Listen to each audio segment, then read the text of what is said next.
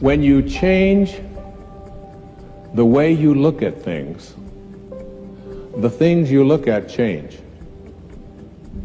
Albert Einstein once observed that the most fundamental and major decision that you have to make in your life is this: do I live in a friendly or a hostile universe? Which is it? Is it a universe that is filled with hostility and anger and people wanting to hate each other and people wanting to kill each other? Is that what you see? Because when you see the world that way, that's exactly what you will create for yourself in your life. This is from great scientific minds. And the interesting thing is that this is not just a clever play on words, that when you change the way you look at things, the things you look at change. I'd like you to imagine the following scene. You're in your house. You've got your car keys in your hand. The lights go out. Power failure. You can't see a thing. You stumble around in your living room and you drop your keys. And you look around for a moment and you realize that you're never going to find them in the dark. But you look outside and you notice that the street lights are on. So in your mind, a light bulb goes off. I'm not going to sit around here in the dark and grope around looking for my keys when there's a light on outside. I'm going to go out here under the street light and I'm going to look for my keys. Why are you laughing? This makes a lot of sense. So you're out here and you're groping around and you're looking for your keys and you're looking and looking, and your neighbor comes along and says, "What happened, Wayne?" "Well, I dropped my keys." "Oh, I'll help you look for them." And the two of us are now down here looking for our keys. And looking. Finally, he says to me, "Excuse me, but where did you drop your keys?" "Well, I dropped them in the house." He said, "You mean to tell me that you dropped your keys in the house and you're looking for them out here in the streetlight? Doesn't make any sense." And I said, "Well, it doesn't make any sense to grope around in the dark when there's light out here." Now you laugh and you think how silly that is, but isn't that exactly what we do when we have a problem, a difficulty, a struggle that is located inside and we're looking for the solution outside, someplace outside of ourselves? It would be like going to the doctor and telling him all of your symptoms, and the doctor says, "Oh boy, you've got a lot of symptoms." And he starts writing out prescriptions. You need a prescription for this symptom, you need a prescription for that symptom. And finally, he gets this 4 or 5, and you go to walk out, and you say, "Well, I'd like my prescriptions." He said, No, I'll give this one to your mother-in-law, and I'll give this one to your neighbor, and I'll give this one to your daughter, and I'll give this one to your father. I mean, you're the one with the struggles and with the difficulties. Expecting somebody else to change or something outside of you to get better in order for you to make your life work is something you have to really take a hard look at. It's in here. And this is a very difficult principle for many people to get, but one that I believe very strongly in. I was in a group one time of drug addicts and alcoholics. And the sign on the wall said, "There are no justified resentments in this group." What I said to that group that night was, no matter what anybody says to you here, no matter what kind of anger comes directed towards you, no matter how much hate you may encounter showing up in your life, there are no justified resentments. Meaning that if you carry around resentment inside of you about anything or about anyone, and I'm talking about the person that you lent money to and hasn't paid you back, I'm talking about the person in your life that you feel was abusive in your life, I'm talking about the person who walked out on you and left you for somebody else, I'm talking about all of the things that you have justified in your heart and in your life that you have the right to be resentful about. And I'm suggesting to you that those resentments will always end up harming you and creating in you a sense of despair. No one ever dies from a snake bite. The snake bite will never kill you. You cannot be unbitten. Once you're bitten, you're bitten. But it's the venom that continues to pour through your system after the bite that will end up destroying you.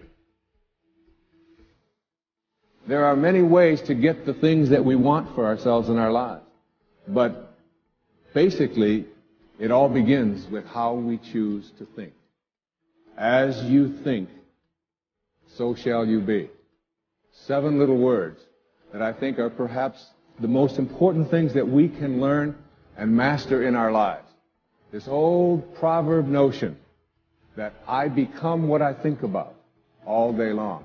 And once you know that what you think about is what expands, you start getting real careful about what you think about. You don't allow your thoughts to be on anything that you don't want, or that you wouldn't want to have manifest or show up for you in your life. Have a mind that is open to everything and attached to nothing. One of the central principles of my life is that no one knows enough to be a pessimist about anything. And that each and every one of us, when we close our mind to what is possible for us or what is possible for humanity, closes off the genius that resides and lives in each and every one of us. Having an open mind doesn't necessarily mean finding fault with all of the things that you've been taught by others. It means opening yourself up to the potentiality and the possibility that anything and everything is possible. So having a mind that is open to everything and attached to nothing really means finding within ourselves the ability to get rid of a trait that I find so common in the contemporary world.